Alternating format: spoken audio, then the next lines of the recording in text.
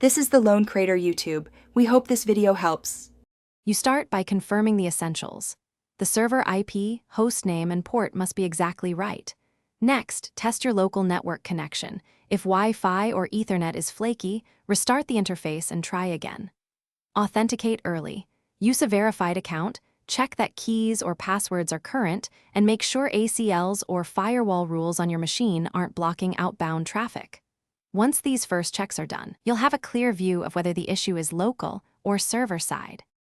Once local checks pass, probe the path. Run ping and traceroute to see where packets stop, and use Telnet or NC to test the specific port. If packets reach the host, SSH or service daemons might be down. Check systemctl, process lists, or container logs for failures. Also inspect firewall rules, NAT, and router port forwarding. Misconfigured rules often drop traffic. Make changes stepwise and retest after each change, so you can isolate which action restored connectivity and why. Finally, apply fixes and verify they hold.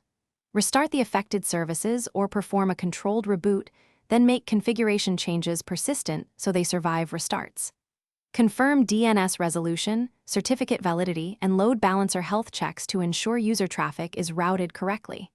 If problems persist, gather diagnostics, service logs, journoctl output, and packet captures, so you can escalate with evidence. One key troubleshooting tip: recreate the failure during capture to get the exact error sequence before changing more settings.